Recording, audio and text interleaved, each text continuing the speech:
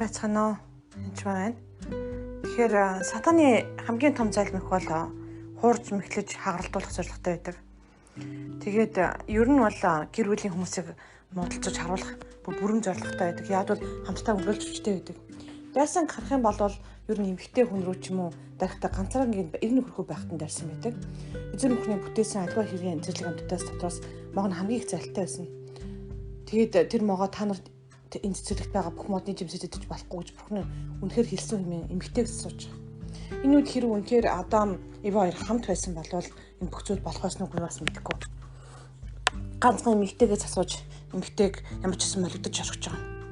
Ингээд жимсийг аваад эмэгтэй ганцхан өөрөө идэж зогсохгүй нөхөртөө идүүлж байгаа юм л да. Ингээд асуудал тарснаа мэдчих. За эхлээд 3:12-ыг уншъя.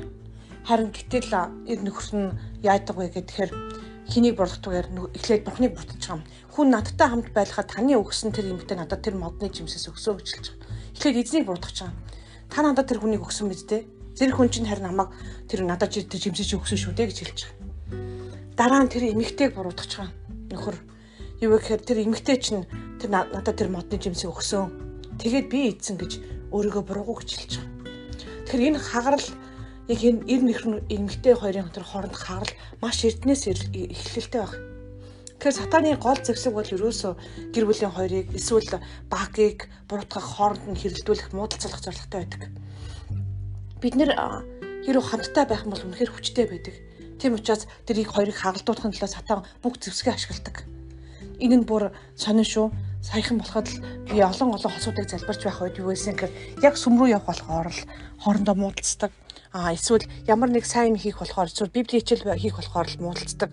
Эсвэл чинь би зүгээр аль үшээ муудалцаад салхтай тулцсан байгаа гэж ярьдаг. Эсвэл иш үзүүлэгч болон иш үзүүлдэг эмэгтэйчүүд байхад дандаа эр нөхөр нь ч юм уу эсвэл эрэгтэй үнэхээр Бурханд итгэдэг үнэхээр дуртай хайртай байхад Бурханы талаас хосох гэдэг ихнэр нь ч юм уу ямар нэгэн байдлаар садаа болох юм эсвэл эзэнд итгээгүй байдаг баг.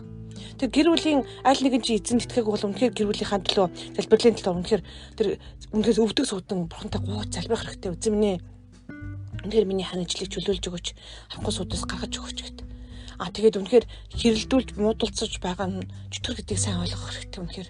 Ягаад вэ гэдэг бол ерөнгээд харах юм бол миний хань ажил надтай хамт байхгүй үед буюу хол байсан үед жишээлбэл манай хүн Монгол би Америкт ч юм уу байсан эсвэл би өөр нэг газар эсвэл хань минь хол байх үед надад маш их тайлт орж ирдэг аа. Тайлт орж ирэх хэрэгтэй бүр махан биелүү хүртэл таардаг. Намайг хурж ялбар дагалзуулж ирсэн байгаа чөтгөрүүд. Та нар мэдэхгүй би олон чөтгөртөө тэмцэлддэг. Нэг удаад бүр машин дотор залбирч явахад машины гадшаа гарч чадахгүйсэн машинаасаа би яг л миний машиныг хөдөлгөөдсөн гадна талаас чөтгөр. Би гарч чадахгүй бүр гайхаад хүнтэй нийлж залбирч ирсэн ба. Тэгээд тэрийг залбирч аваад гарсан ба. Байшингийнхаа дотор залбирч яхад лууны хумс миний байшингийн цонхыг гэд маацсан байдаг. Бүр сорвин гарцсан. Тэгэхээр бид яг тэр үед дандаа миний нөхөр байхгүй ч юм би гэртээ ганцаараа байх үед болсон байдаг. Тэгэхээр эр нөхөртөөгөө хань нийлжэлтэйгээ хамт байх үед илүү хүчтэй байдаг болохоор чөтгөр яг холонгуяа нөхөргүй ч байхгүй үед илүү тайртай хандлагатай байдаг. Тэгээ багийг бутрах гэж маш их олддог. Хамт зүм рүү явуулахгүй хамт баг нийлүүлж юм хийлэхгүй эсвэл бүр зарим зүйлсүүд бүр физикийн хуулиудыг өөрчилдөг ба. Нүдэнд чинь тухайн хүн өөр юм хийж байгаа юм шиг харагдуулдаг. Шууд муухай санагдуулдаг, буруу санагдуулдаг. Янз юм хийдэг ба. Тухайн би ямар ч муу юм хийгээгүй байгаад л зарим хүн намайг харахаараа шууд уурн хүрдэг бүтлэн байна. Тэгэхээр бид нэр хамтдаа энэ бүхнийг ялгаж хараад нийлж байгаа чөтгөртөөгөө тэмцэх ёстой. Бид нар бие биентэйгээ хүмүүстэй бие биентэйгээ тэмцэлдэх зорилготой биш. Харин бид нар нийлж байгаа чөтгөртөөгөө тэмцэлдэх ёстой. Хэрвээ Адам, Ева хоёр тэнд хамт байсан бол чөтгөрийг ялж чадах л байсан. Бурхан тэгж хэлээгүй. Чи зайл гэж хэлэх байсан. Харамсалтай бид тэгж чадаагүй. Харамсалтай бид бие бинийгээ буруутган унсан байж байгаа. Сатаны өрхөнд унсан. Үнээс болж үнэхээр Бурханаас холдсон салгагдсан байгаа. Харин Иесусийн ачаар бид нар Бурхантай нийлсэн. Гэхдээ л бас чөтгөр мөчөөгөө өгөхгүй одоо ч гэсэн тэмцэлцээр л байгаа. Бид эв нэгдэлтэй хамтдаа байх юм бол хүчтэй. Бид эв нэгдэлтэй хамтдаа байх юм бол шүүхийг ялна. Бид эв нэгдэлтэй хамтдаа байх юм бол цагдааг ялна. Бид эв нэгдэлтэй хамтдаа байх бол харанхуй хүчнүүдийг ялна. Цагдаа уган шүүх өнтер бидний талд үйлчлэх ёстой л доо. Гэтэл харанхуй судад ямар нэгэн байдлаар хүмүүсийг хооронд нь хангалтуулах гэж хичээж байгаа. Улс төр ч гэсэндээ төр засагч гэсэн хүмүүстэй үйлчлэх ёстой. Тэгээ тэрний ард хооронд нь төр засгийн хүнтэй эвдрүүлж байгаа нь бас хин гэж бодож байна. Тэр харанхуй сүнстэй харж тэмцэх явдал маш чухал. Гэтэл бид нэр төртөөгөө тэмцэлтэй харин хамгаалах ёстой цагдаатайгаа тэмцэлтэй шүүгч нартайгаа тэмцэлтэж байна. Гэтэл бид шүүгчийн талаа залбирах ёстой, цагдаагийн талаа залбирах ёстой, төрд байгаа хүмүүсийн талаа залбирах ёстой. Арт нь байгаа харанхуй сүнсийг харин хөөх ёстой. Тэгэхээр хүмүүсийг хөөжлөх ёстой. Үнэхээр би танаас хичээнгүйлэн гуйж байна. Хантайгаа эвтэй байгаараа. Өвдөг сүгдөөдч болтов.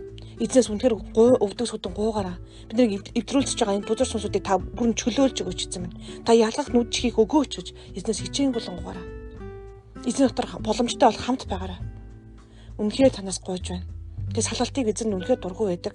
Ерөө салт сарнах байгаа хүмүүс байх юм бол үнэхээр энэ бүхнийг бас эзнээс биш гэдгийг цаанаар сайн ойлгоогоорой.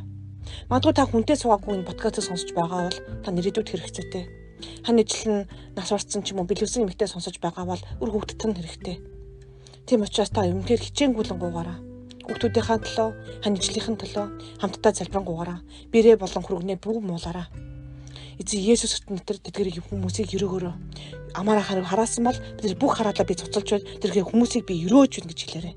Эзэн дотор бүх өрөөл оршдог. Бурхан биднийг өрөөсөн гэдгийг бүү мартаараа. Таны амнаас өрөөл босгон байгуулах зүйл гарах болтугай. Эзэн дотор үнэхээр хүчтэй, хамтдаа хүчтэй шүү. Хамтдаа хүчтэй байгаараа тэр үед үнэхээр тослогоо урсдаг шүү. Баярлалаа.